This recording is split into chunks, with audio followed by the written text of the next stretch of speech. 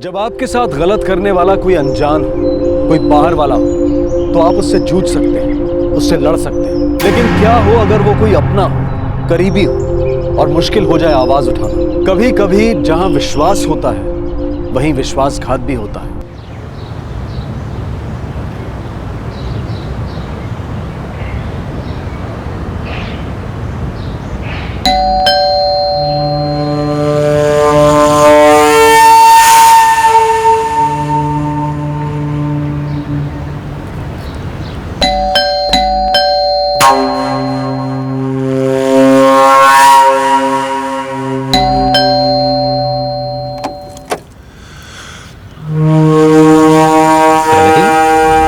क्या हुआ बेटा? दरवाजा खोलने में इतनी देर क्यों लगा दी?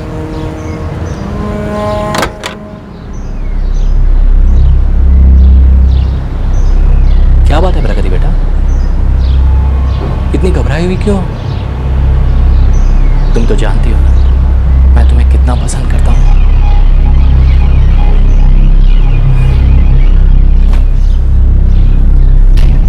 अल्लाह, खुदा ने कितनी फुर्सत से तराशा है तुम्हें। कितनी खूबसूरत हो तुम।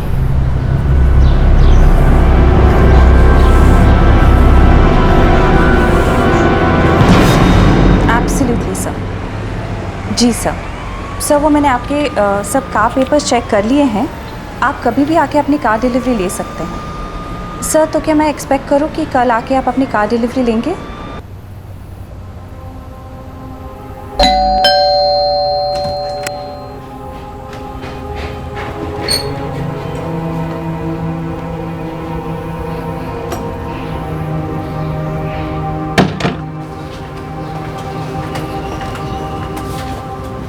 क्या हुआ प्रगति? क्या हुआ? क्या बोलूं? मेरे बोलने का कुछ फ़ायदा है?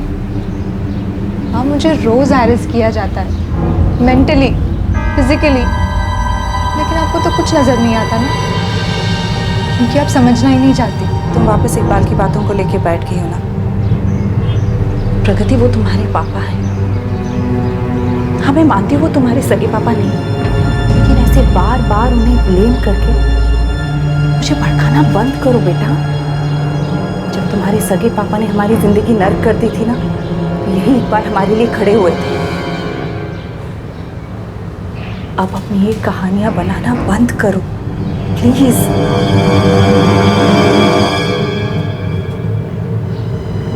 माँ, मैं कोई कहानियाँ नहीं बना रही, मैं झूठ नहीं बोल रही। कैसे बताऊँ आपको मैं किस नर्क में सांस ले रही हूँ। वीना सोच रही थी कि प्रगति का अपने सौतेले पिता इकबाल के लिए ये आक्रोश सिर्फ इसलिए है क्योंकि प्रगति वीना की दूसरी शादी से शायद नाराज थी। वीना कभी मान ही नहीं सकती थी कि इकबाल उसकी बेटी के साथ कोई गलत काम कर सकता है, जैसा कि प्रगति कह रही थी, क्योंकि इकबाल ही वो इंसान था जो वीना की हर मुसीबत में उसका सहारा बना था।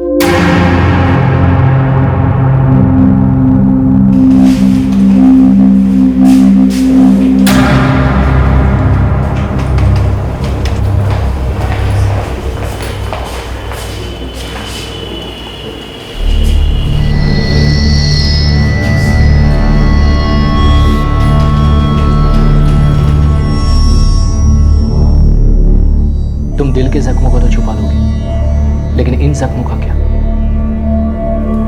जिंदगी कागज पे लिखी कोई कहानी नहीं जिसे जब चाहे मिटा दो। मेरी 8 साल की बच्ची है। मेरे लिए सब कुछ आसान नहीं है। लेकिन मुश्किल भी तो नहीं है। एक औरत जो पढ़ी लिखी है, अपने पैरों पर खड़ी है, उसके लिए अपनी और अपनी बेटी की जिंदगी को संवारना कोई बड़ी बात तो नहीं है ना। आगे तुम्हारी मर्जी। या तो अपने घर में अपने पति के हाथों तिल तिल मरती रहो, या तो घर की दहलीज को लांग कर जिंदगी को गले लगाओ। फैसला तुम्हारा है। और तुम जो भी फैसला लोगी उसमें मैं तुम्हारे साथ रहूंगा, एक दोस्त की तरह।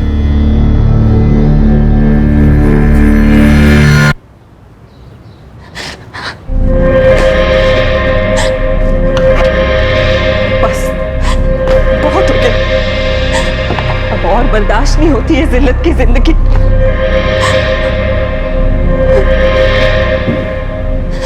हम एक नई हवा में सांस लेंगे बेटा, हम एक नई हवा में सांस लेंगे।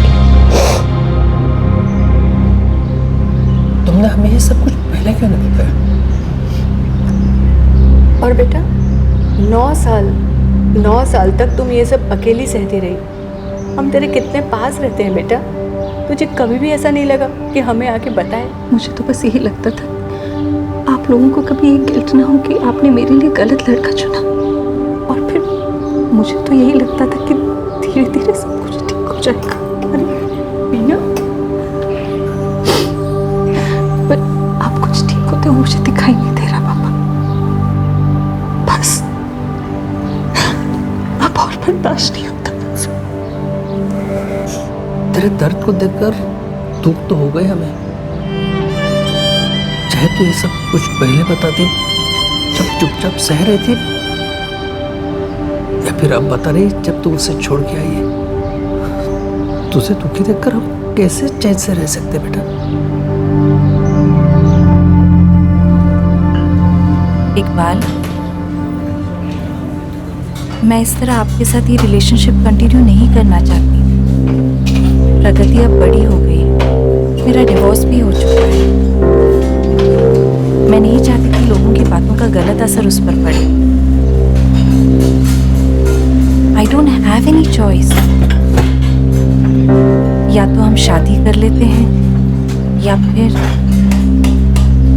इस रिलेशनशिप को यहीं पे रोक देते हैं। मैं तुमसे प्यार करता हूँ वीना, और हर कदम पर तुम मुझे अपने साथ आओगी।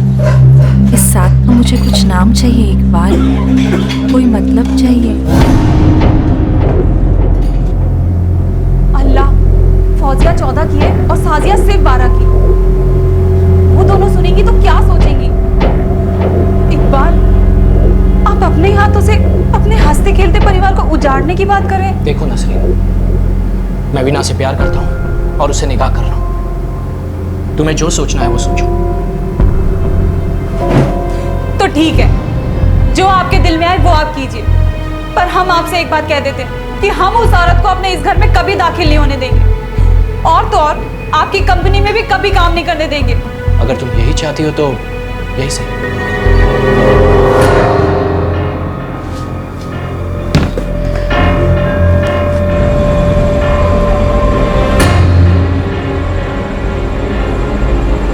बेटा, संचित तलाकशुदा है, लेकिन वो एक अच्छा इंसान है। ठीक है, अगर वो तुझे पसंद नहीं तो कोई बात नहीं, हम कोई दूसरा रिश्ता ढूंढेंगे, अच्छा रिश्ता। हाँ बेटा, लेकिन ये इकबाल ही क्यों? मैं इकबाल से प्यार करती हूँ और उसने हर कदम पे मेरा साथ दिया। शादी के लिए बहुत से अच्छे लड़के मिल जाएंगे, लेकिन ये आप लोग जैसे सोच रहे हैं ऐसा कुछ भी नहीं है। इकबाल ने मुझे प्रॉमिस किया है कि वो ना ही मुझे धर्म बदलने के लिए कहेगा और ना ही प्रगति को। प्लीज आप समझने की कोशिश कीजिए। मैं जो भी कुछ कर रही हूँ सोच समझ के कर रही हूँ।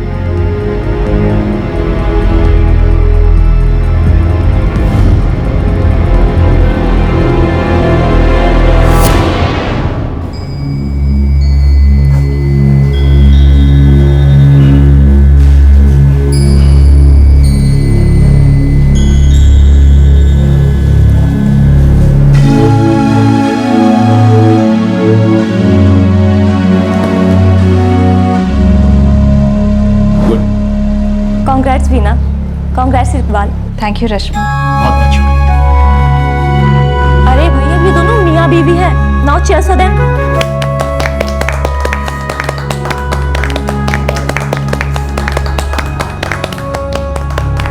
वीना इकबाल से प्यार करती थी, और वो भी आंखों पर पट्टी बांधकर।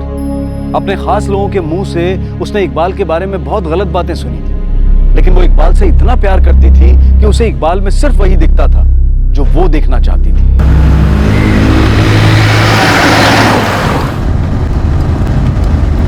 तो रश्मि, तुम्हारे हस्बैंड कैसे हैं? अच्छे हैं, मुझे बहुत मिस करते हैं वहाँ। बहुत अकेलापन महसूस करते होंगे नहीं?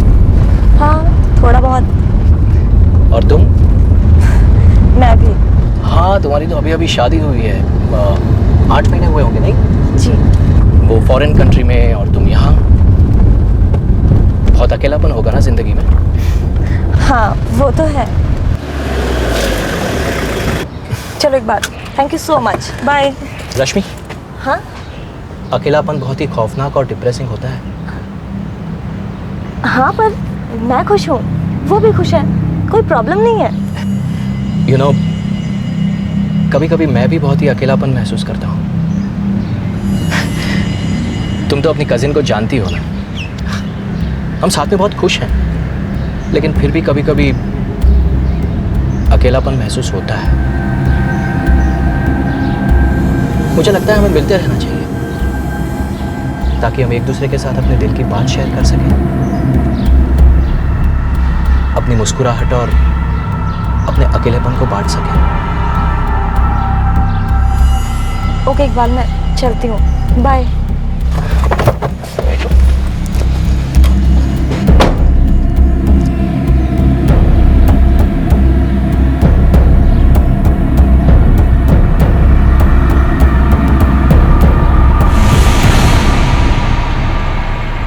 प्रगति आ जाओ बेटा, खाना तैयार है।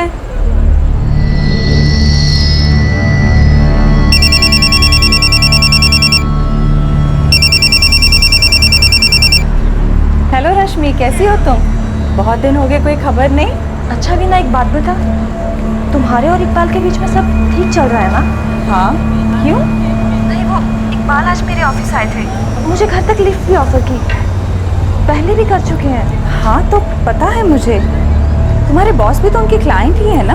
वीना, वो इकबाल बहुत दिनों से मुझे कुछ हिंट देने की कोशिश कर रहे हैं। पता नहीं मुझे तुम्हें ये बात बतानी चाहिए भी या नहीं। क्या?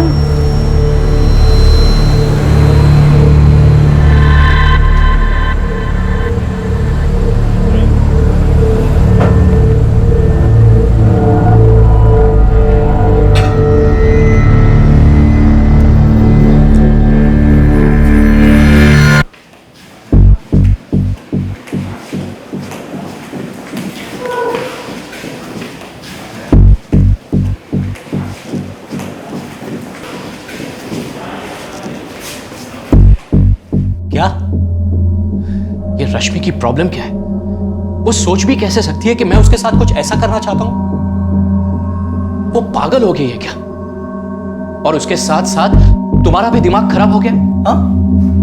मैं तो वही कह रही हूँ जो उसने मुझसे कहा। यू नो व्हाट मीना, तुम्हारे घर वालों ने कभी मुझे अपना समझा ही नहीं। मुझे हमेशा ये एहसास हुआ है कि वो हमें अलग करने की कोशिश कर रहे हैं, और ये रश्मि भी यही कर रही है, हमें अलग करने की कोशिश कर रही है।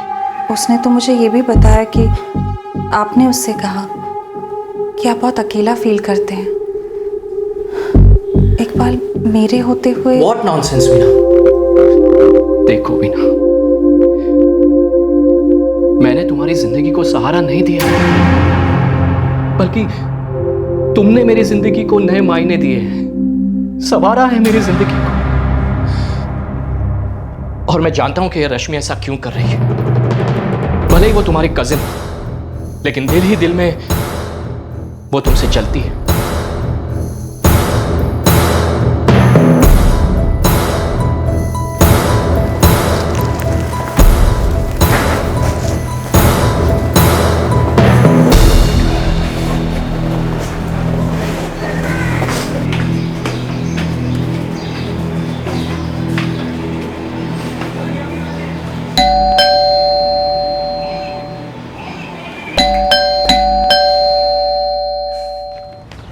ये गिफ्ट्स तुम दोनों के लिए। प्रगति, ये तुम्हारे लिए और ये तुम्हारे लिए। क्यों? ये ड्रेसेस तुम दोनों पे बहुत अच्छी लगेगी। प्रगति, अपने पापा को पहन के नहीं दिखाओगे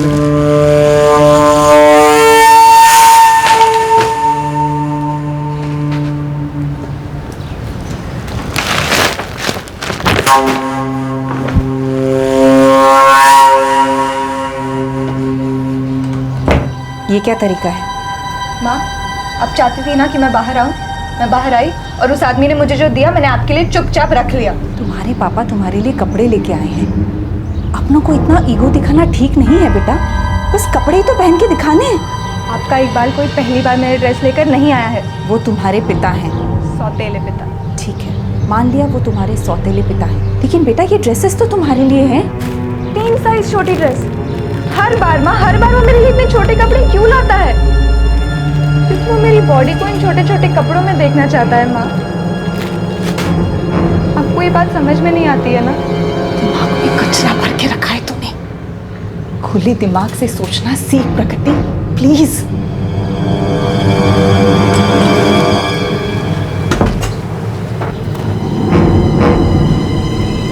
मुझे अपनी सोच बदलने की ज़रूरत नहीं है माँ, आपको अपनी आंखें खोलने की ज़रूरत है।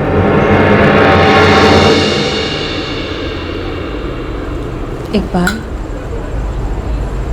प्रगति के बिहेवियर के लिए आई एम रियली सॉरी। उसमें सॉरी कहने की क्या ज़रूरत है? होता है, वो टीनेज में है और इस उम्र में बदलाव आते हैं, फिजिकली, मेंटली, हर तरह के। प्लीज़ तुम ये सब बातों को सीरियसली मत लो और उसे समझने की कोशिश करो। पता नहीं क्यों वो ऐसी बातें करती है मेरा दिल दुखाने के लिए। तुम्हें पता भी है वो कैसे? वो इतना कुछ पढ़ती है, इतना कुछ देखती है, कहानियाँ तो बनाएगी, और वो हर हफ्ते अपने असली पिता से भी तो मिलने जाती है, और वो इंसान तुम्हें कभी खुश नहीं देखना चाहता मीना। पता नहीं वो प्रगति को क्या क्या सिखाता होगा। इसलिए प्लीज़ तुम ये सब बात अपने दिमाग में मत लाओ। बस तुम खुश रहा करो, क्योंकि तुम्हारी खुशी में ही मेरी खुशी है।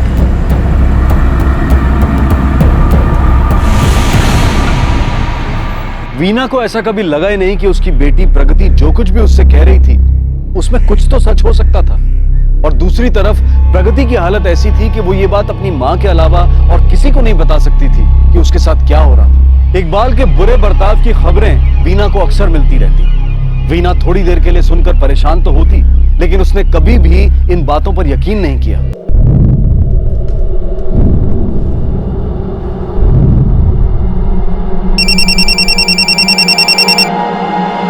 हेलो वीना जी, मैं संजय बोल रहा हूँ। संजय, इकबाल के ऑफिस से? जी हाँ। हाँ बोलो संजय। मैं आपसे मिलना चाहता हूँ, कुछ पर्सनल काम है। लेकिन संजय काम क्या है ये तो बताओ। वो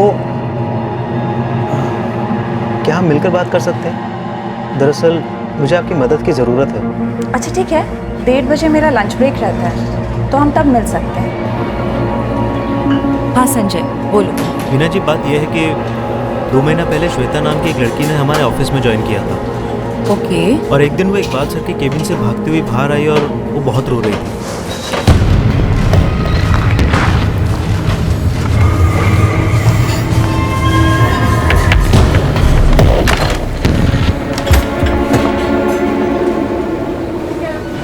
श्वेता, क्या हुआ?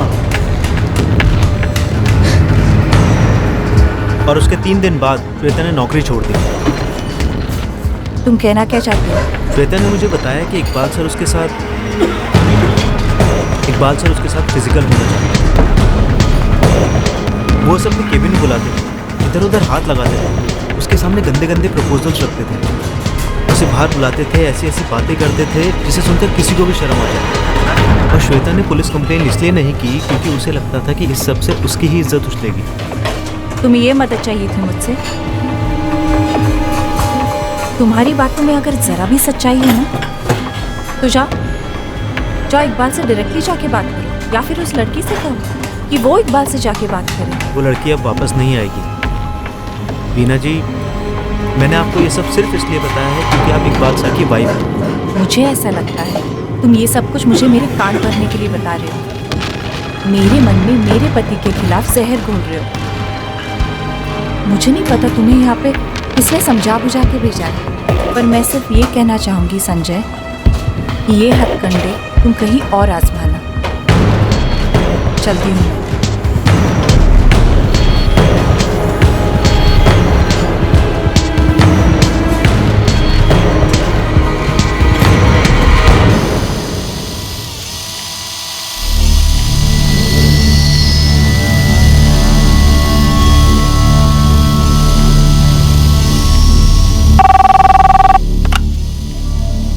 Good afternoon.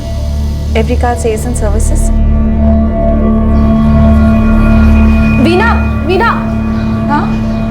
वीना सुन, मुझे बहुत दिनों से तुझसे एक बात करनी थी। हाँ बोल ना। वीना, तुम मेरी बेटी चंचल को तो जानती हो ना? हाँ। चंचल की एक बहुत अच्छी दोस्त है शीतल, और शीतल फौजिया की पक्की दोस्त है, इकबाल की बेटी। तो मुझे चंचल बता रही थी कि शीतल और इकबाल का कुछ चक्कर चल रहा है। वो उसकी बेटी की दोस्त है, उसकी उम्र की। आरती, तुम्हें ऐसी सुनी सुनी बातों पर ध्यान नहीं देना चाहिए। पता है क्यों? क्योंकि लोग वो नहीं कहते जो वो देखते हैं, वो कहते हैं जो वो समझते हैं। खैर, मुझे काम है, फिर मिलती हूँ।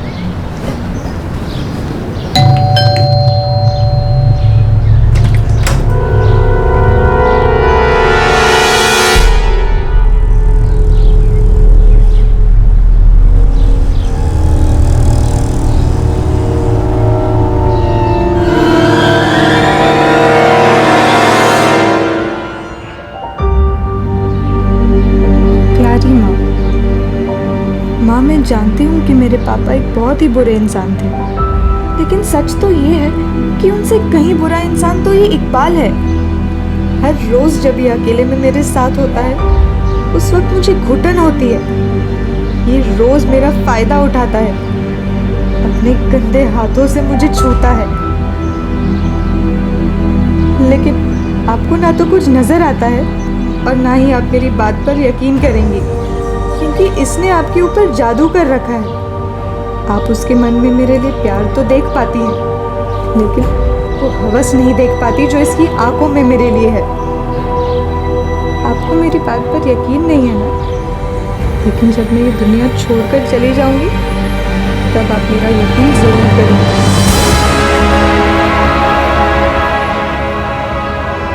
जब आप मेरी लाश देखेंगी ना, तब आपको मेरी हर बात याद आएगी।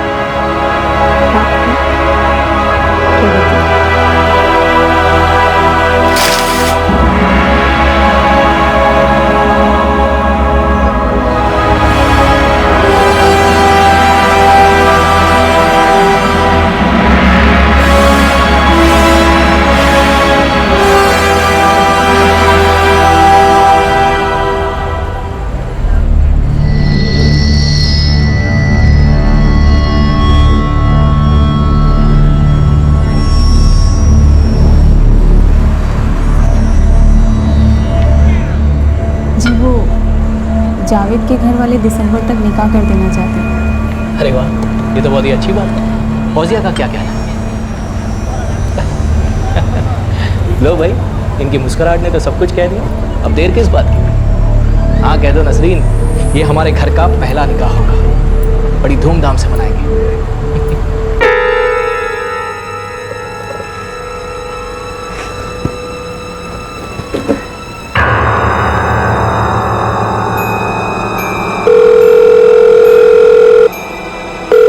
हाँ जान, कैसी हो?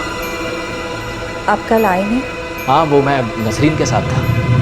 एक्चुअली बात है कि वो फौजिया का निकाह तय हो गया है और इसी सिलसिले में नसरीन को मुझसे कुछ बात करनी है।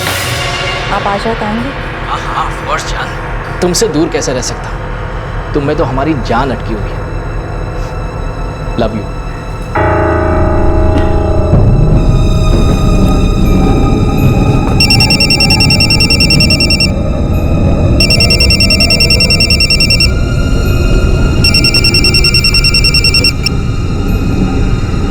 बोलो रश्मि। वीना प्लीज मेरे ऑफिस आ जाओ और इकबाल को साथ लेकर आना। क्या हुआ रश्मि? बस यहाँ पे आ जाओ और प्लीज उसे साथ लेकर आना। पर हुआ क्या है ये तो बताओ। बस तुम उन्हें लेकर यहाँ पे आ जाओ, वरना ये मैटर पुलिस तक पहुँच जाएगा। अच्छा अच्छा ठीक है, मैं अभी आती हूँ।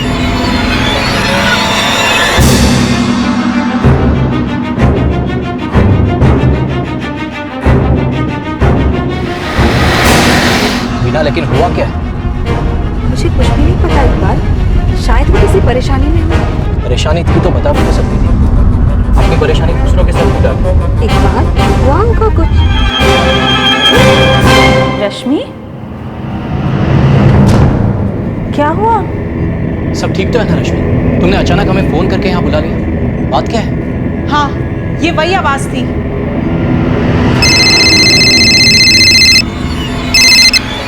हेलो, मैं रानी शर्मा से बात कर सकता हूँ? जी बोल रही हूँ।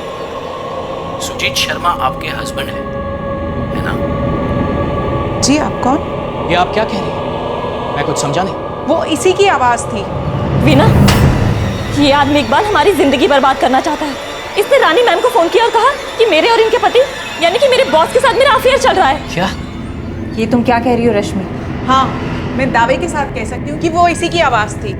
मैडम, जरा अपने पति पर नजर रखिए। उसके ऑफिस में जो रश्मि है ना, आजकल दोनों बहुत घुल मिल रहे हैं। कहीं ऐसा ना हो कि वो रश्मि इतनी घुल मिल जाए कि आपको ही दोनों दूध में से मक्खी की तरह निकाल फेंके। आगे आपकी मर्जी। हेलो हेलो, ये क्या बकवास है?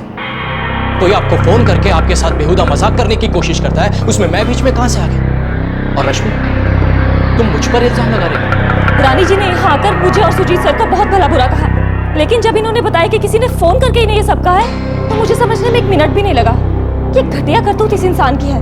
इसकी दाल मेरे आगे तो गली नहीं, इसलिए मैंने तुम्हें इसके साथ यहाँ पर बुलाया। सब बकवास है, सब बकवास। ये सब तुम इसलिए कर रही हो क्योंकि तुम कभी नहीं चाहती थी कि मैं और वीना शादी करें, इसलिए हमारे रिश्ते को तोड़ने की कोशिश करती रहती। लेकिन इन सब में तुम मेरी फैमिली को क्यों ला रहे हो? मैडम, मुझे नहीं पता कि आपको कौन फोन कर रहा था। मुझे तो लगता है कि ये सारा खेल रश्मि खेल रही है, क्योंकि वो अपनी बहन से जलती है। तुम बहुत ही घटिया इंसान हो।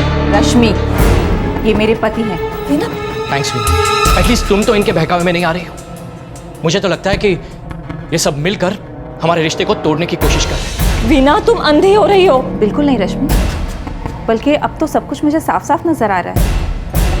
तुम बार बार मेरे और इकबाल के बीच दूरियां पैदा करने की कोशिश कर रही हो, और ये एक बार नहीं हुआ है, ये दूसरी बार तुम हम दोनों के बीच जहर घोलने की कोशिश कर रही हो। हाँ वीना, याद है तुमने मुझे कहा था वो कार में ड्रॉप करने वाली बात?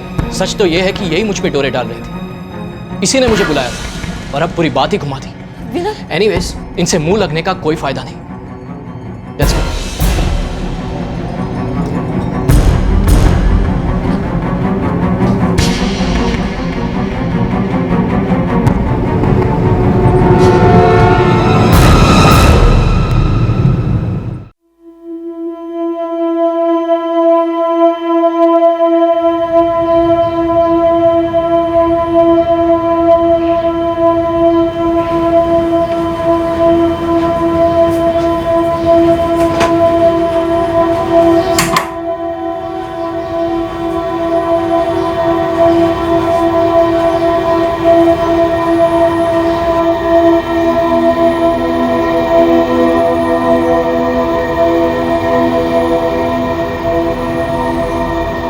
लेकिन जब मैं ये दुनिया छोड़कर चली जाऊंगी, तब आपको मेरी हर बात याद आएगी।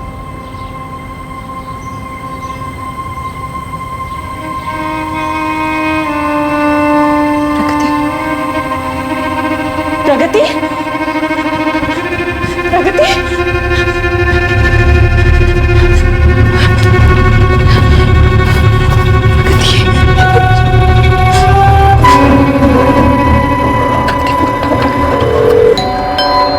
प्रगति, तू कहाँ बेटा? दरवाजे पर हूँ माँ, कब से बेल बजा रही हूँ।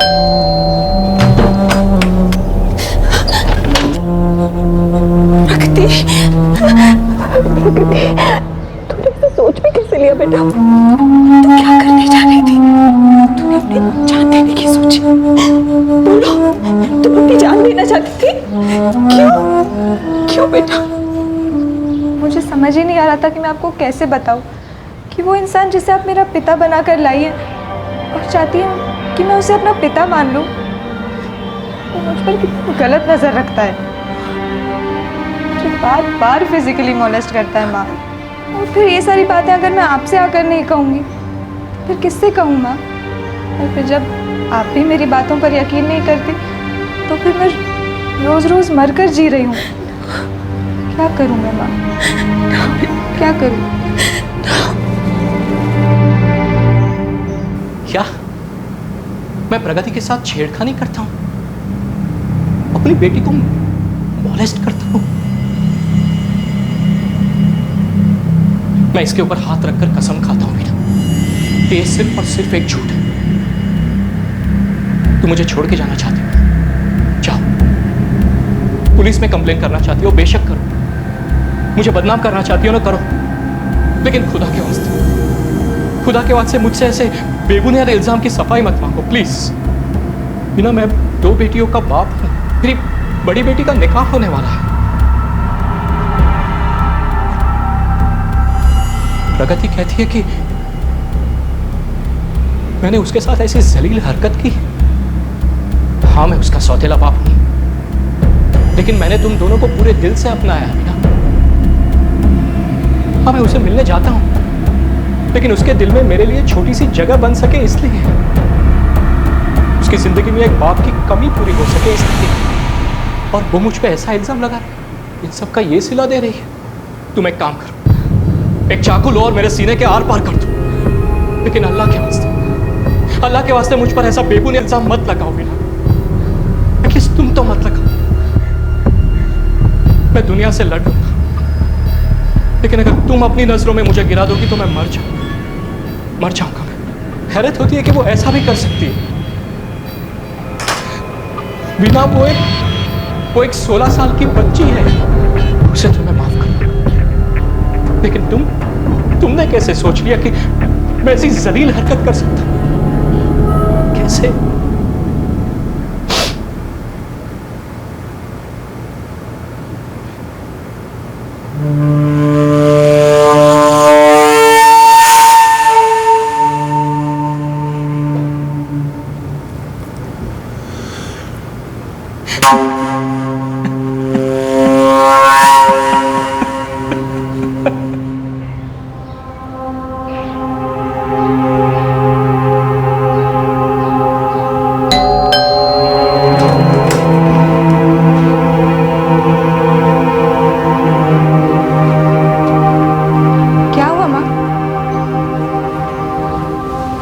ग्रो अप प्रगति, और अपनी ये सारी हरकतें बंद करो।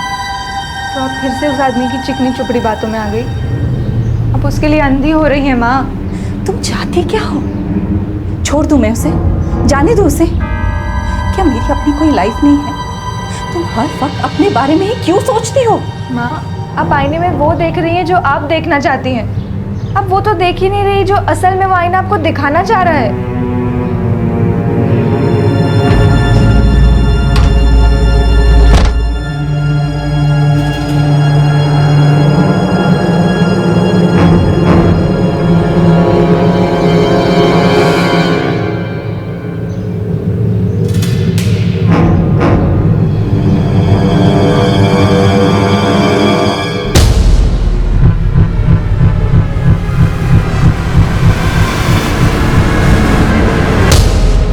क्या सब इकबाल के खिलाफ कहानियां बना रहे थे? ऐसी क्या बात थी कि सबके बार बार इकबाल के खिलाफ बोलने के बाद भी वीना का इकबाल पर विश्वास अटल था? क्या सच कभी वीना के सामने आ पाएगा?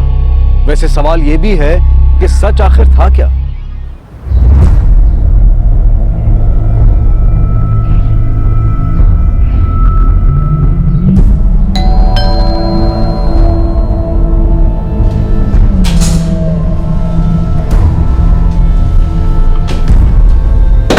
तो तुम्हारी माँ ने तुम्हारी बात मान ली? नहीं ना, मानेगी भी नहीं, क्योंकि वो सिर्फ मुझ पर यकीन करती है। तुम एक बहुत ही नीच इंसान हो। ये सब कहने का क्या फायदा प्रगति? अब होगा वही जो मैं चाहूंगा, है ना? तुम्हारे पास और कोई रास्ता नहीं है,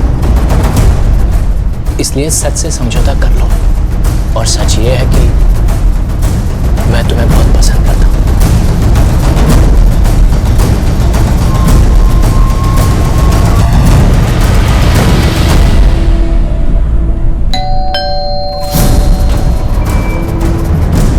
अरे, अब जब तुम जान ही गई हो कि तुम्हें इसी सच के साथ जिंदगी गुजारनी है, तो कम से कम दरवाजा मुस्कुरा के तो खोला करो।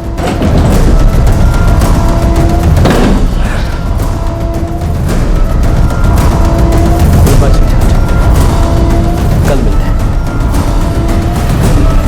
और मैं चाहता हूं कल तुम जब दरवाजा खोलोगी तो तुम्हारे इस खूबसूरत चेहरे पर प्यारी सी मुस्कान होगी। Good bye.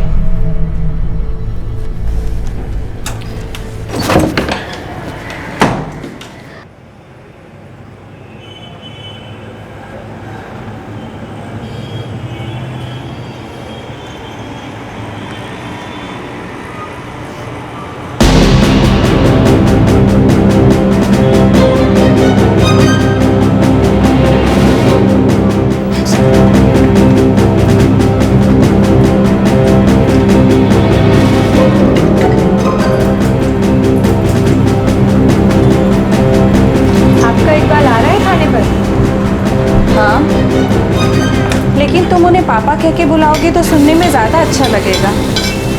अब तक तो आप सिर्फ सुनती आई थी और मैं जानती हूँ आप सुनी सुनाई बातों पर तो यकीन नहीं करती। आज देख भी लीजिए कि ये पापा रोज़ अपनी बेटी के साथ क्या करते हैं। तो तुम्हारी माँ ने तुम्हारी बात मान ली? नहीं ना, मानेगी भी नहीं, क्योंकि वो सिर्फ मुझ पर यकीन करती है। तुम एक बहुत ही नीच इंसान हो, बिल्कुल भी शर्म नहीं है तुम्हें। ये सब कहने का क्या फायदा प्रगति? अब होगा वही जो मैं चाहूँगा, तुम्हारे पास और कोई रास्ता नहीं है।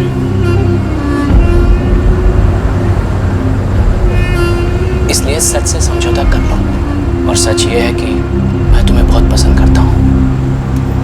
और मैं जानता हूँ कल तुम जब दरवाज़ा खोलोगी तो तुम्हारे इस खूबसूरत चेहरे पर प्यारी सी मुस्कान होगी।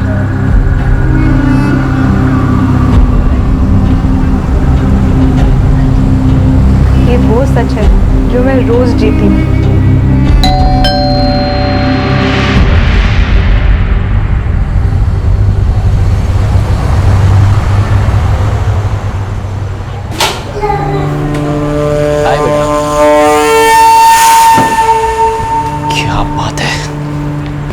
बड़ी अच्छी खुशबू आ रही है। वीना, क्या बन रहा है खाने में?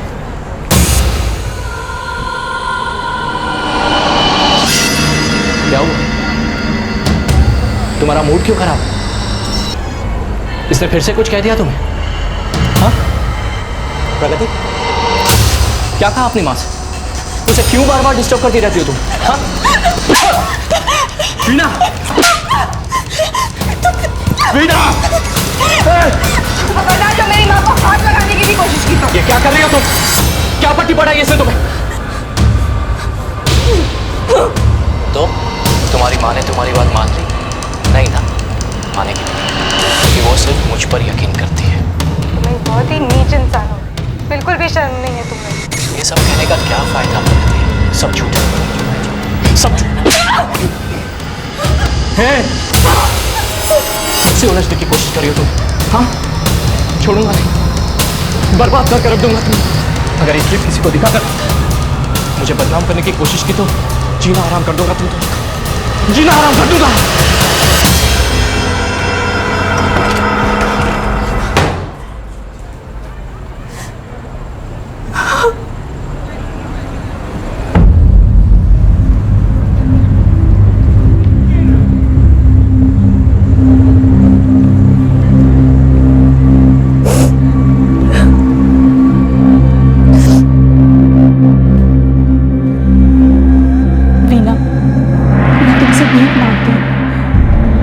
इकबाल को जगह जगह ढूंढ रही है। पुलिस को की गई ये शिकायत वापस ले लो। देखो, मेरी बेटी फौजिया का निकाह तय हुआ है। अगर रिश्तेदारों में बात पता चली तो हमारी तो नाक कट जाएगी। मेरी बेटी फौजिया की जिंदगी बर्बाद हो जाएगी। ये शिकायत वापस ले लो, अल्लाह के लिए ऐसा मत करो। माँ, नसरीन जी, उस इंसान ने बहुत दिनों तक मुझे तड़पाया है, खेला है मेरे साथ, और मैं ये बात बाहर जाकर किसी से कह भी नहीं सकती थी। लेकिन आज मेरी माँ मेरे साथ खड़ी है।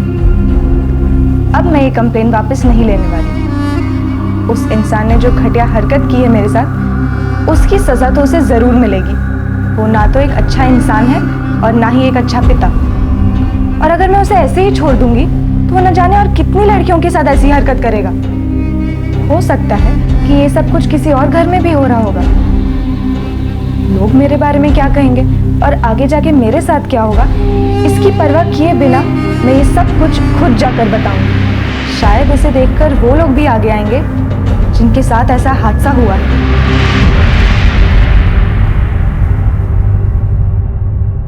इकबाल को अरेस्ट करने में कुछ वक्त लगा। उसने माँ और बेटी को डराने के सारे हथकंडे अपनाए, लेकिन दोनों ने हार नहीं मानी। एक काबिल वकील ने प्रगति का केस अपने हाथों में लिया और इकबाल की घटिया हरकतों से पूरी दुनिया को रूबरू करवाया। प्रगति और वीना अपनी जिंदगी को फिर से संवारने की कोशिश कर रही हैं। इकबाल को सेक्शन 354A के तहत असॉल्ट और criminal force to a woman with the intent of outraging her modesty और पॉक्सो यानी कि protection of children from sexual offence act के सेक्शन 12 के तहत गिरफ्तार किया गया है। जब गलत करने वाला कोई बाहर का होता है तो उसे पहचानना हमारे लिए आसान होता है। हम उसे ठीक करने का हर संभव प्रयास करते हैं, उसकी शिकायत दर्ज करते हैं, गलत करने वाले को सजा दिलवाते हैं। लेकिन जब गलत करने वाला हमारे घर के अंदर का ही हो तो ये सब बहुत मुश्किल हो जाता है। जिसके साथ गलत होता है वो अक्सर इस द्वंद में रहता है कि वो अपनी ये बात किससे करे। कोई ऐसा जो उसकी बात पर विश्वास करे, सही कदम उठाए। इस बात का डर भी रहता है कि कहीं उसकी बात का गलत मतलब तो नहीं निकाल लिया जाए। हम प्रगति की हिम्मत की दाद देते हैं कि उसने अपने साथ हो रहे अपराध के खिलाफ आवाज उठाई और सही कदम उठाकर उस इंसान को कानून के हवाले करवाया। जब भी कोई बच्चा किसी के खिलाफ गलत हरकत करने की शिकायत करे या कोई ऐसा बर्ताव जिसमें बच्चा अनकंफर्टेबल फील करे तो उसे नजरअंदाज ना करें, बल्कि उस बात पर खास तौर से ध्यान देने की जरूरत है। हमारे आज के एपिसोड की दूसरी कहानी।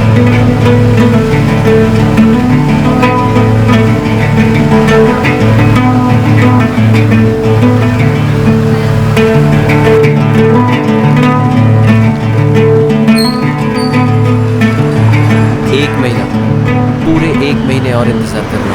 अच्छा जी, बड़े उतावले हो रहे हैं आप। मैं तो दिन गिन रहा हूँ कि कब ये 1 महीना बीते और मैं तुम्हें अपने घर ले चलूं।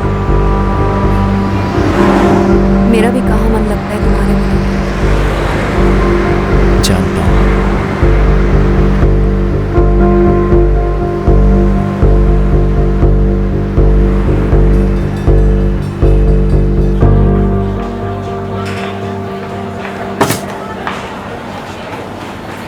हाँ, ये फॉर्म लीजिए मैडम। इधर पेशेंट का पूरा नाम, पूरा एड्रेस बराबर भरने का और वहाँ कैश काउंटर पे पैसे जमा करवा देना। यहाँ राइट साइड।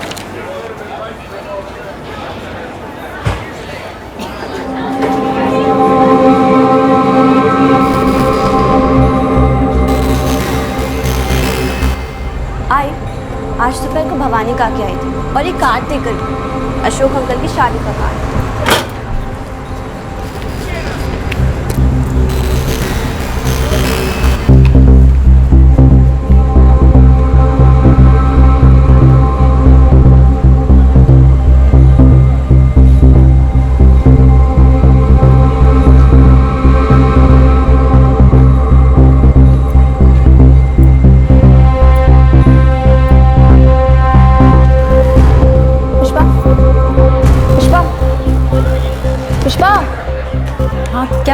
डॉक्टर भरत को कॉल करो और उन्हें ओटी नंबर 4 दो। हाँ, अभी करते। एक हॉस्पिटल में रिसेप्शनिस्ट की नौकरी कर रही पुष्पा परेशान नजर आ रही थी। जब से उसने अशोक और वनीता की शादी का कार्ड देखा था, कोई बात उसे अंदर ही अंदर खाए जा रही थी। ये कोई अपराध बोध था या फिर बदला, गिल्ट और चिल्ट।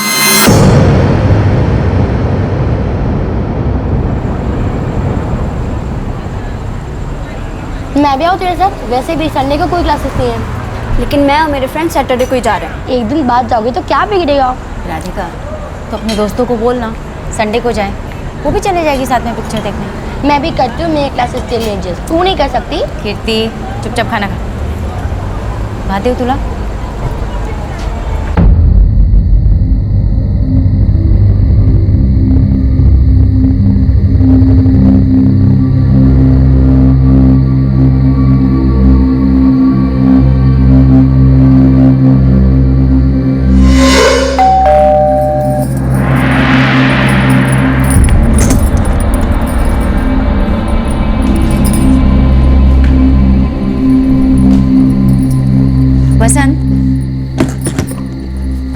पगार मिला क्या?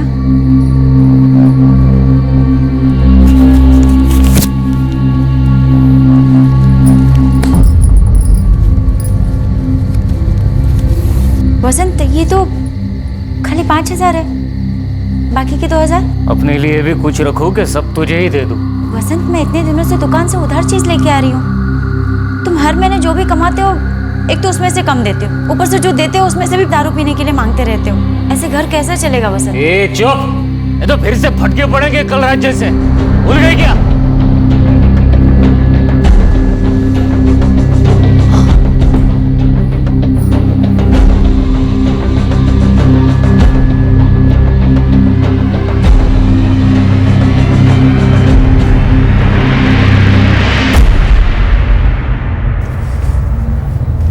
प्रीति जल्दी करना, मेरे फ्रेंड्स वेट कर रहे हैं, बिगनिंग में मिस हो जाएगी। अरे एक सेकेंड, अब तू ही लेट करे, चल जल्दी। चल चल बाय। आई राधिका, प्रीति, अरे पिक्चर देख के सीधे घर वापस आना, इधर उधर भटकना मत। हाँ बाय। एक काम करते हैं, आज रात में ही रुक जाते हैं। ढीला है क्या? आई बाबा से क्या बोलूं? अरे आई बाबा से बोल देंगे कि ऑफिस से ट्रिप पे जा रही हो। भी बोल। अरे नहीं, सच में।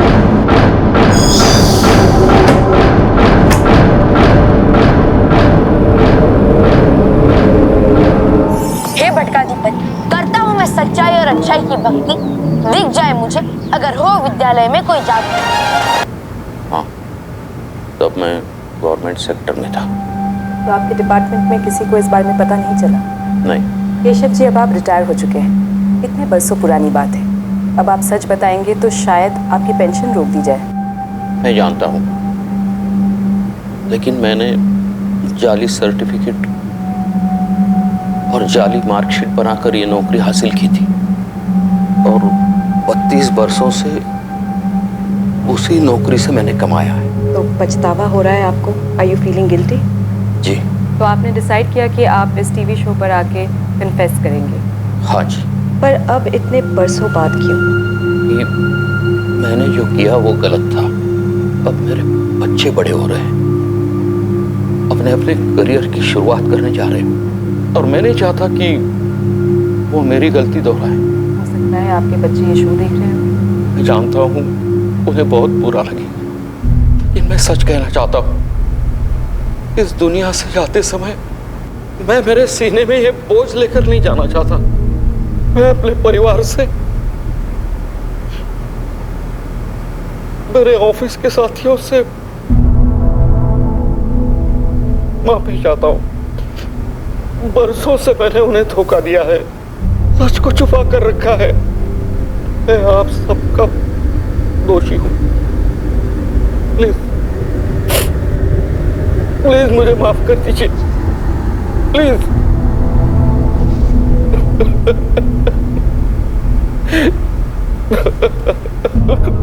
हमारे शो का मकसद सनसनी फैलाना नहीं है, ये तो बस एक प्लेटफॉर्म है जहाँ पर लोग आके सच कहते हैं, अपने दिल का बोझ हल्का करते हैं, ऐसी बातें जो अंदर ही अंदर उन्हें खा रही है। अगर आपके भी दिल में ऐसी कोई बात है जो आप सबके साथ शेयर करना चाहते हैं, तो नीचे स्क्रॉल हो रहे नंबर पर कांटेक्ट कीजिए। नंबर नोट कीजिए 444576877। अब हमें इजाज़त दीजिए, अगले हफ्ते एक बार फिर से मुलाकात होगी एक नए एपिसोड के साथ, एक नए कन्फेशन के साथ। देखते रहिए पुल के पुल, दिल से पुल। यहाँ पर पेशेंट का नाम, यहाँ पर आपका नाम, पता, फ़ोन नंबर सब कुछ बराबर लिख देना। इनकेस अगर कोई प्रॉब्लम हो तो आ जाना, मैं हेल्प कर दूँगी। अगर आपके भी दिल में ऐसी कोई बात है जो आप सबके साथ शेयर करना चाहते हैं, तो नीचे स्क्रॉल हो रहे नंबर पर कांटेक्ट कीजिए। नंबर नोट कीजिए 444576877।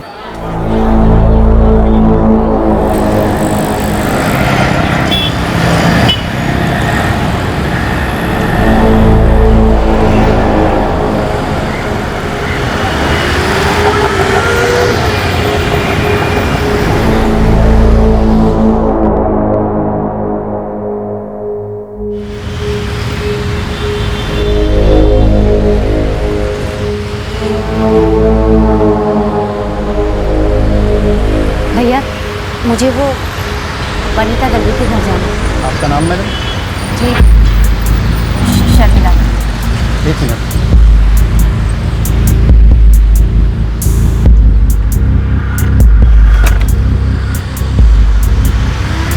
हाँ वनिता मैडम, ये कोई शर्मिला मैडम आई आपसे मिलने। एक मिनट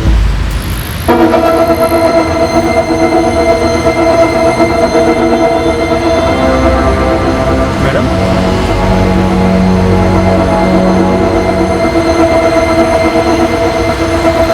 मैडम वो तो चली गई।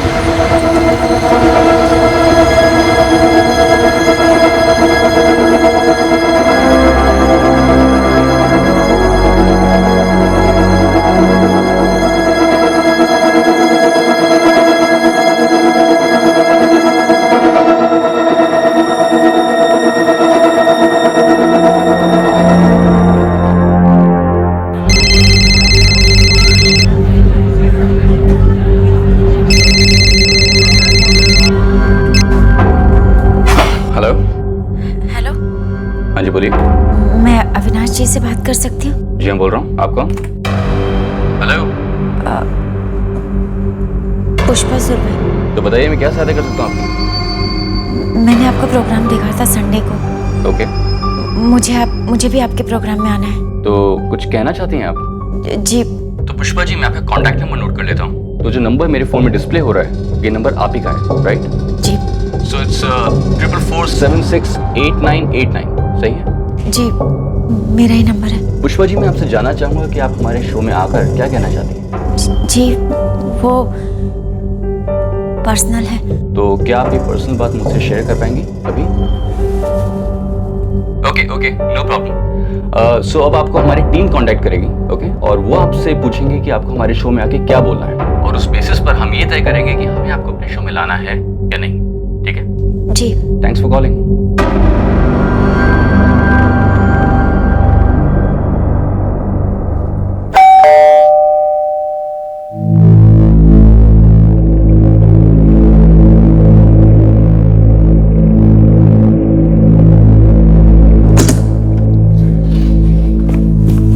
वेट करने को इतना ही घंटा लग रहा था वेट करने को, तो चली जाती। तुझसे ना कभी कुछ टाइम पे नहीं होता है। पुष्पा ने टेलीविजन शो पर अपने दिल की बात बताने का फैसला कर लिया था, कुछ ऐसा जो वो अपने अंदर छुपाए बैठी थी। क्या था ये राज? उसके सच बताने से किसकी जिंदगी पर असर पड़ने वाला था और कैसे? सिक्योरिटी गार्ड ने पहले भी देखा था उसे, कह रहा था एक बार पहले भी मिलने आई थी, पर अचानक लौट गई। शर्मिला, तुम्हारे अभी वाले ऑफिस से या कहीं तुम्हारे पुराने ऑफिस से तो नहीं है? मैं किसी शर्मिला को जानती ही नहीं हूँ। तो फिर इतना टेंशन मत लो, हो सकता है कुछ बेचने आई होगी। फिर अचानक क्यों लौट जाएगी ऐसे, और स्पेशली मुझसे क्यों मिलने आई?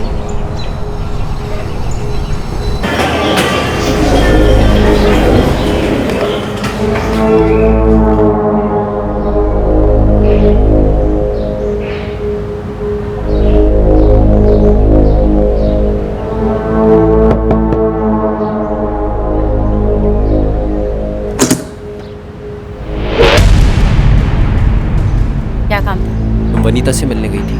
क्यों? तुम्हें लगता है मुझे उससे मिलने जाना चाहिए था? अगर तुम उससे मिलकर उसे कुछ बताने की कोशिश कर रही हो तो रुक जाओ। जो बीत गया सो बीत गया, अभी आगे की लाइफ बर्बाद मत करो।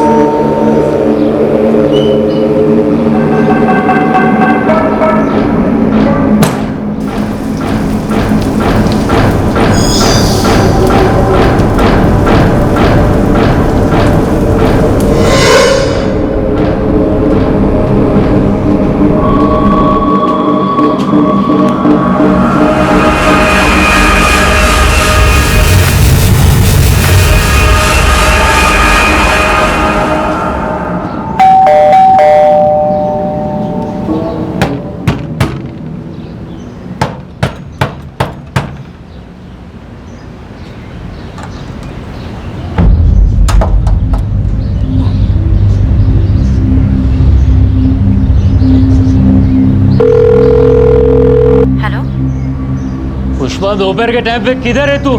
मैं इधर बाजार में आई हूँ। क्यों, आप किधर हैं? मैं घर पे हूँ, चाबी नहीं है मेरे पास। अभी आती हूँ, 15 मिनट में आ जाऊंगी। जल्दी कर।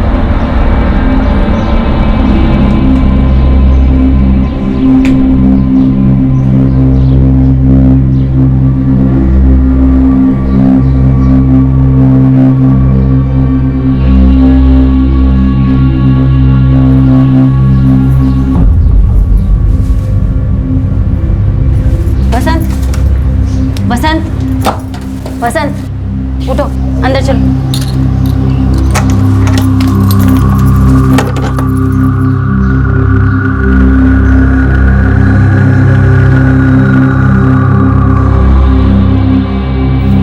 मिनट बोली थी ना तू? आधा घंटा हो गया। कहाँ थी तू? आपका फोन आया तो मैं भाग भाग के आ ही रही थी, मगर रास्ते में कीर्ति और राधिका की टीचर मिल गई। उन्होंने पकड़ लिया। बच्चों की प्रोग्रेस रिपोर्ट के बारे में बात करनी थी, इसलिए देर हो गई। राधिका कीर्ति तो स्कूल में है ना?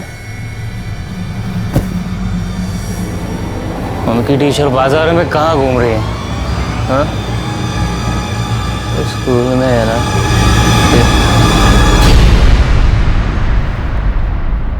क्या हुआ? वसंत घर आ गया, उसके पास चाबी नहीं, बाहर बैठा हुआ। इससे पहले तो कभी दोपहर में घर नहीं आया। लेकिन आज आ गया और दारू पी कर आया।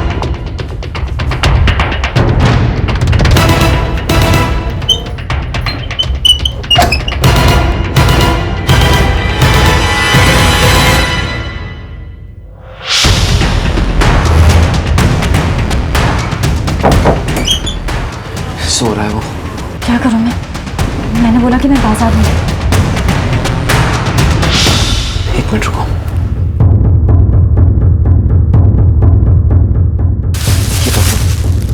ये पकड़ो।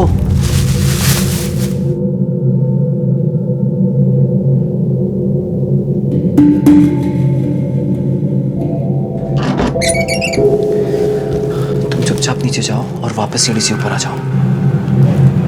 जाओ। आ जाओ।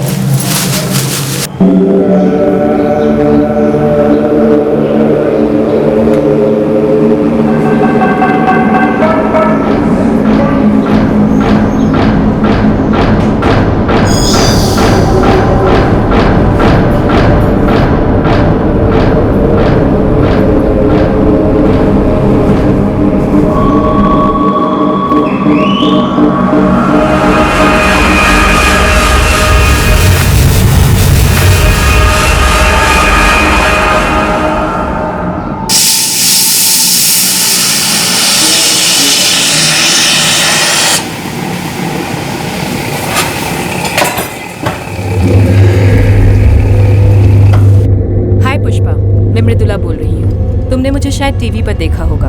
मैं खुल के बोल दिल से बोल शो की एंकर बोल रही हूँ। जी जी, मैंने आपको देखा है। तो क्या हम अभी बात कर सकते हैं? जी, वैसे भी मेरा लंच टाइम है। ठीक है पुष्पा, तो मैं जानना चाहती हूँ कि इस शो पर आके तुम क्या बताना चाहती हो। हमारे लिए जानना बहुत जरूरी है कि तुम जो कुछ भी कन्फेस करोगी उसमें कोई क्रिमिनल इंटेंशन नहीं होना चाहिए, क्योंकि ये शो उस बारे में नहीं है। तुम समझ रही हो ना? जी, वो मैं अपने अफेयर के बारे में बताना चाहती हूँ। अच्छा, कब शुरू हुआ था तुम्हारा ये अफेयर और कैसे? 3 साल पहले से। तुम शादीशुदा हो? जी, मेरी 2 बेटियां भी हैं। तो तुम्हारे पति को इस बारे में नहीं पता है? नहीं, वैसे भी वो अब इस दुनिया में नहीं है। क्या ये अफेयर तब शुरू हुआ था जब वो जिंदा थे? जी, और उनके जाने के 1 साल बाद तक चला। और जब तक वो जिंदा थे उन्हें इस बारे में कुछ नहीं पता था? नहीं। तो फिर तुम अब इस शो पर आके ये सब क्यों बताना चाहती हो? जी, वो क्योंकि देखो पुष्पा, अगर तुम किसी से बदला लेना चाहती हो तो ये शो उस बारे में नहीं है। नहीं नहीं मृदुला जी। पक्का? पक्का। ठीक है, फिर मैं ये कर सकती हूँ। मैं अविनाश से कहकर तुम्हारा एपिसोड रिकॉर्ड करने का डेट फिक्स करवाती हूँ। हम टेलीकास्ट के 1 हफ्ते पहले रिकॉर्ड करते हैं, तो अविनाश तुम्हें फ़ोन करेगा। Thank you.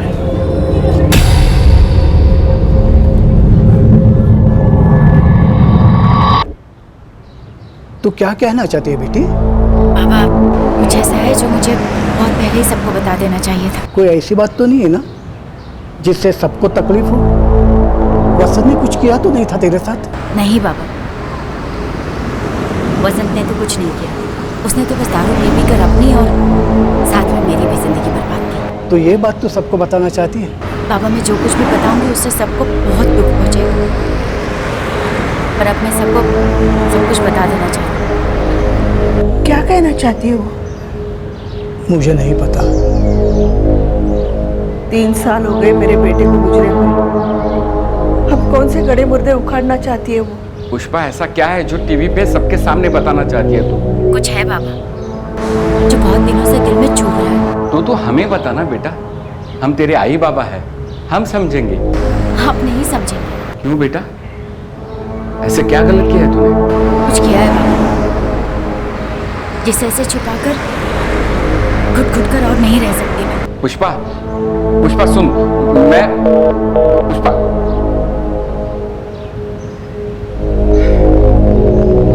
बता नहीं है क्या कर रही है। अपनी बेटियों के बारे में भी सोचा या नहीं पता नहीं।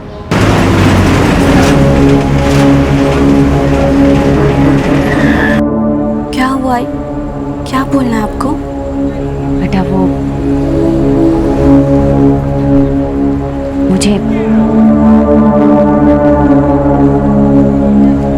मुझे अपने अफेयर के बारे में बताना।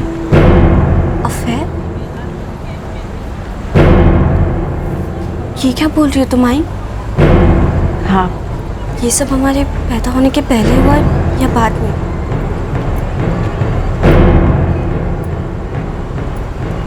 तुम दोनों के पैदा होने के बाद। पापा जिंदा थे तब?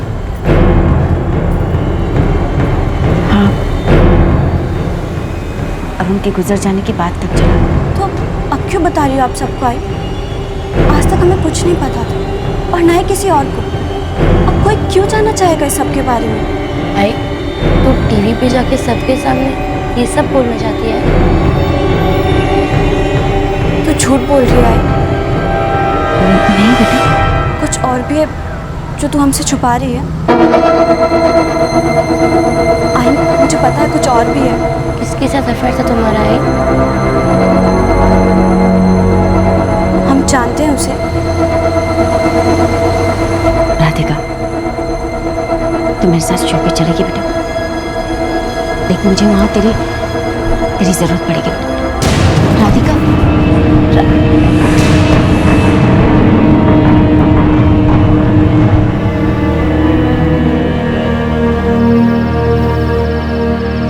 राधिका, तूने ऐसा क्यों कहा कि आई कुछ छुपा रही है? पता नहीं, मुझे बस ऐसा ही लगा। कुछ समझ में नहीं आ रहा। कहीं हमसे जुड़ी कोई बात तो नहीं?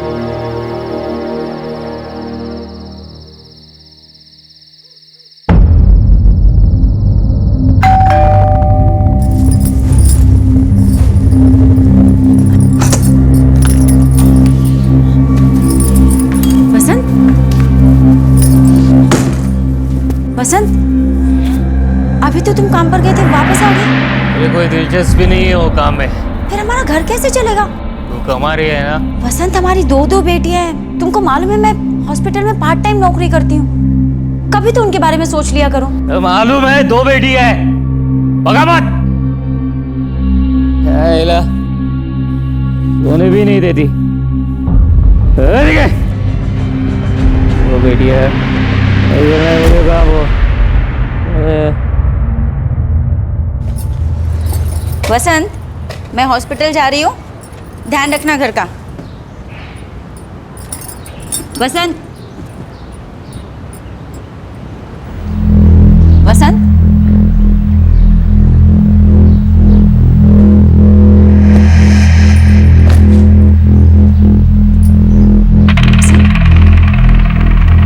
वसंत,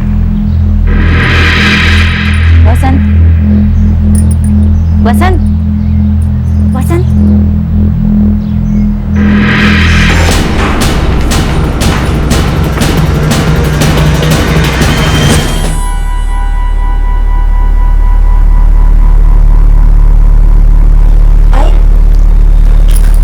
डॉक्टर साहब।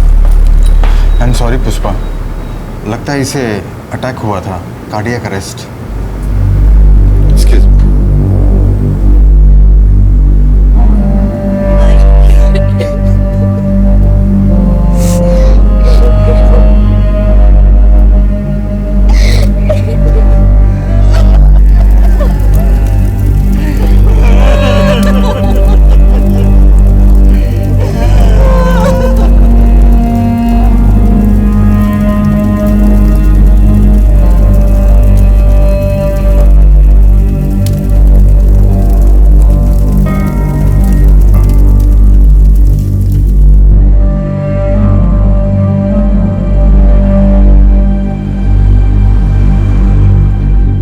पुष्पा जो कर रही थी, क्या उसकी वजह कोई गिल्ट यानी कोई अपराध बोध था, या फिर वो बेवफाई का बदला ले रही थी?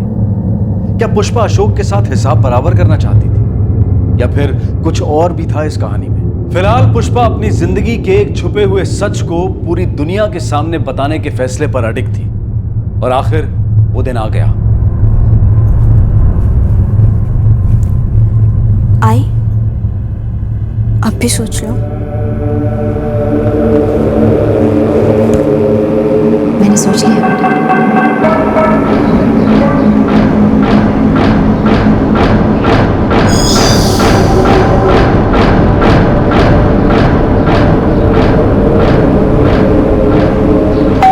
अशोक, ये तुम्हारी नेबर इतने अजीब से क्यों देखती है तुम्हें? पता नहीं।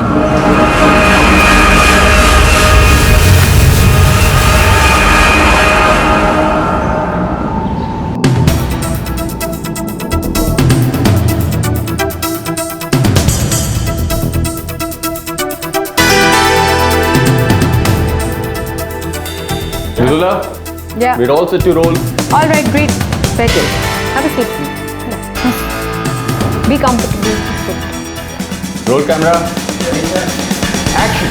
आज हमारे साथ है पुष्पा सुर्वे और उनकी बेटी राधिका सुर्वे। पुष्पा हमारे साथ अपने बीते हुए कल के बारे में कुछ बताना चाहती है, कुछ ऐसी बातें जो इससे पहले उन्होंने किसी के साथ शेयर नहीं की, लेकिन आज पहली बार इस शो में वो ये बात बताएगी। पुष्पा, आपका इस शो में स्वागत है।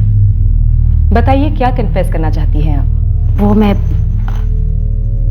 अपने अफेयर के बारे में बताना चाहती हूँ, एक ऐसे आदमी के साथ जो हमारी बिल्डिंग में रहता है। पुष्पा, अगर आपको लगता है कि आपके सच बोलने से उस आदमी की जिंदगी पे कुछ बुरा असर पड़ सकता है, तो आपको उनका नाम लेने की कोई जरूरत नहीं। उसका नाम अशोक भंडारे है। आज दोपहर को भवानी का के आई थी और एक कार्ड देकर गई। अशोक अंकल की शादी का कार्ड है। तो फिर आपने अब इस बारे में बात करने का फैसला क्यों किया? मेरा अफेयर अशोक के साथ तब से था जब मेरे पति जिंदा थे। मेरे पति शराबी थे। उनकी उस लत की वजह से हम सबकी जिंदगियां बर्बाद हो रही थी। मुझे अपनी दोनों बेटियों को पालना था और उनका बाप नौकरी छोड़कर घर बैठ गया। दिन भर बस दारू पीता और मैंने अपना घर चलाने के लिए पार्ट टाइम नौकरी कर ली। और तब ये आदमी, मतलब आपका पड़ोसी, आपकी जिंदगी में आया? वो तो बहुत पहले मेरी जिंदगी में आ चुका था। सब कुछ देखता था कि मैं कैसे सब कुछ अकेले झेल रही हूँ। उसे मुझसे हमदर्दी थी और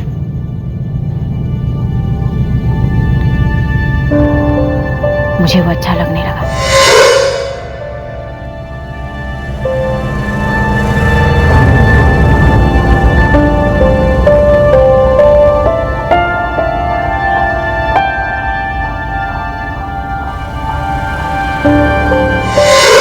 हम एक दूसरे के बहुत करीब आ गए थे। उसने कहा कि वो मुझसे शादी करना चाहता है। अशोक, ऐसे कैसे छोड़ दूं मैं उसे? तू उसके साथ जी कैसे सकती है? पति है मेरा वो। एक बेवड़ा जो रोज मारता है तुम्हें। ऐसा होता है क्या पति? अशोक, वो मेरे 2 बच्चों का बाप भी है। बाप? क्या किया आज तक उस बाप ने अपने 2 बच्चों के लिए? छोड़ दे उसको, अपने लिए, अपनी बेटियों के लिए। लोग क्या कहेंगे सोचा है? ये लोग आते हैं तेरे आंसू पोंछने। अशोक, आता है कोई? आता है कोई मदद करने? अशोक, जब कोई औरत अपने पति के साथ रहती हुई ये सब सहती है ना, तो लोगों को उस पर दया आती, उसके लिए दुख महसूस करते। लेकिन वही औरत अगर अपने पति को किसी और के लिए छोड़ दे तो यही समाज उसे गाली देता है। तू सोच पुष्पा, तू उस बेवड़े के साथ जीना चाहती है क्या मेरे साथ? सोच ले, एक बार उससे छूट जाएगी तो हम अपनी जिंदगी शुरू कर सकते हैं। जानती हूँ अशोक, पर ये सब इतना आसान नहीं है। मेरे 2 बच्चे हैं, राधिका, कीर्ति, मेरे आई बाबा हैं, और फिर तुम्हारे घर वाले कैसे समझाएंगे उन सबको? क्या कहेंगे वो लोग? कौन क्या कहेगा मुझे फर्क नहीं पड़ता पुष्पा। मैं जो सोच लेता हूँ वही करता हूँ, अपनी मर्जी से जीता हूँ, अपनी लाइफ के डिसीजंस मैं खुद लेता हूँ। और आपने अपने पति को नहीं छोड़ा? हिम्मत ही नहीं थी। लेकिन आपने तो कहा था कि आपके पति 3 साल पहले ही गुजर गए थे। जी। तो फिर आपको और अशोक को मिलने से कौन रोक सकता था?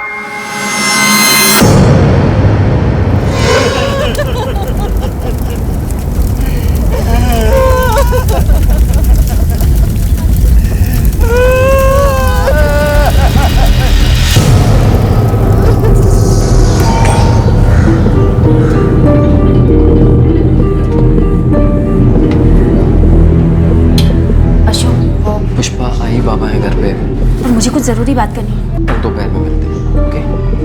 वो ड्यूटी का टाइम होता है। अच्छा ठीक है, लंच टाइम में मिलते हैं तुम्हारे हॉस्पिटल के पास वाले रेस्टोरेंट में, ओके? हाँ पर मुझे अशोक,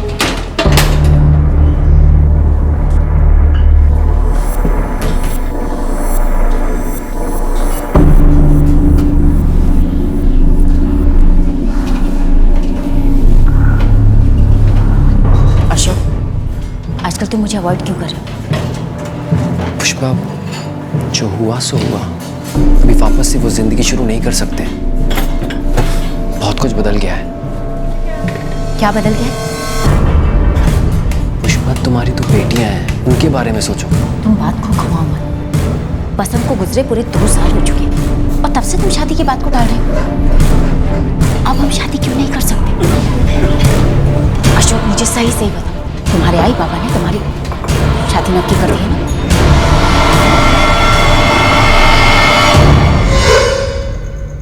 वो शादी कर रहा था। आई, आज अशोक अंकल ने ना मुझे उनकी फियांसे से मिलाया, वनीता, बहुत अच्छी है।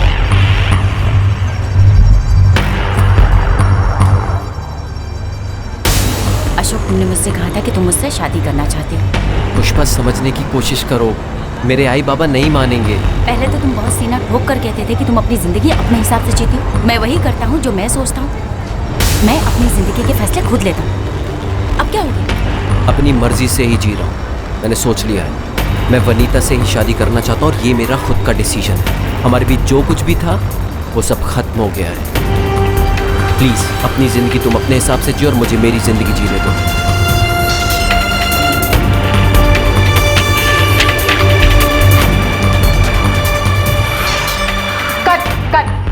Pushpa, I am sorry. ये शो इस तरह से अपने पर्सनल हिसाब चुकता करने या फिर किसी से बदला लेने के लिए नहीं है। मैंने तुमसे पहले ही पूछा था कि तुम किसी से बदला तो नहीं लेना चाहती हो, तब तुमने मना किया था।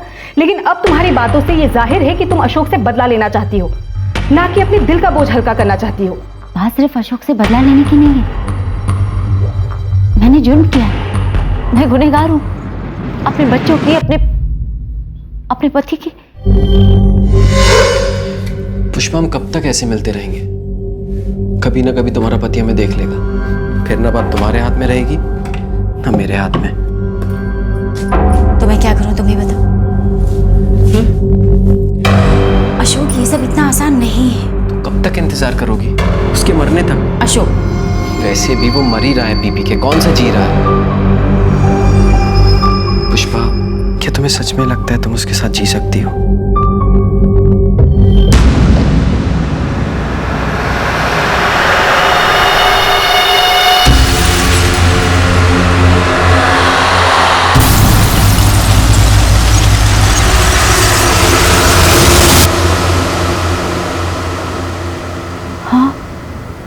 मेरे पति को अटैक नहीं आया था, बल्कि उसे हम दोनों ने मिलकर मारा था।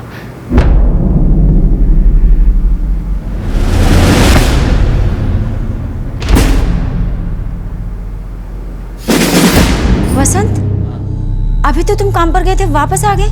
मुझे कोई दिलचस्पी नहीं है वो काम में। फिर हमारा घर कैसे चलेगा? तू कमा रही है ना? वसंत, हमारी 2 बेटियां हैं। मालूम है, 2 बेटी है, भगा मत। सोने भी नहीं देती, नहीं करना है मुझे काम वो।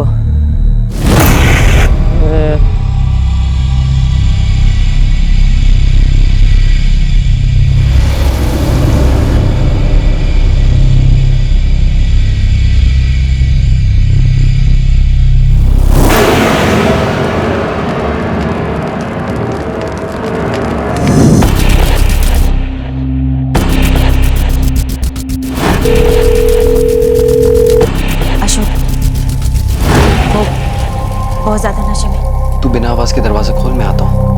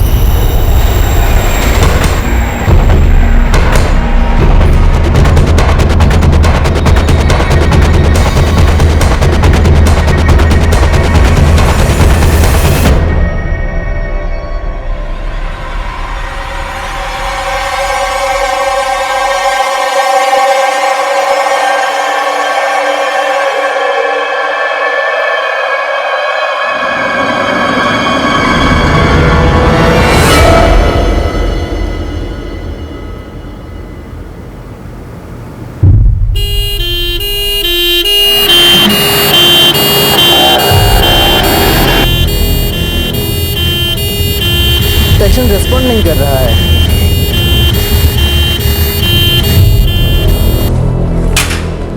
क्या हुआ आई?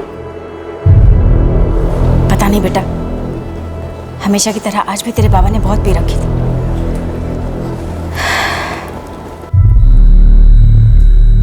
मुझे डर था कि सबको पता चल जाएगा, लेकिन डॉक्टर साहब। आई एम सॉरी पुष्पा, लगता है इसे अटैक हुआ था, cardiac arrest. Excuse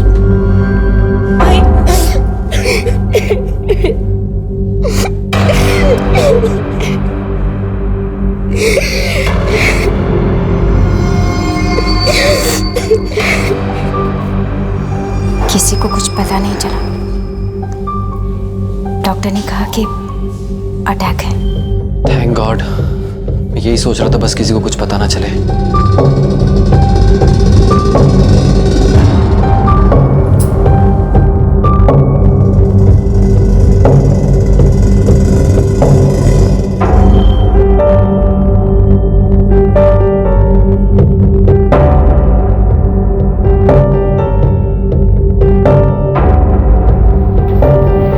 Avinash, I think हमें पुलिस को इन्फॉर्म कर देना चाहिए। Yes, you're right. I'll call them immediately.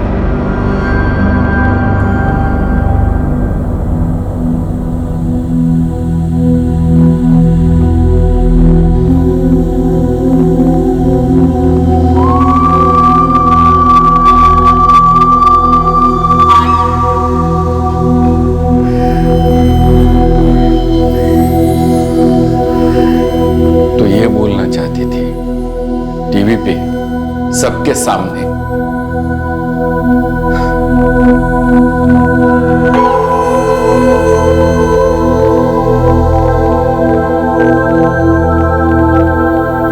वो शर्मिला ही पुष्पा थी ना? मुझे तुम्हारे बारे में बताने आ रही थी। शायद वही थी। तुमने मुझे बताया क्यों नहीं अशोक?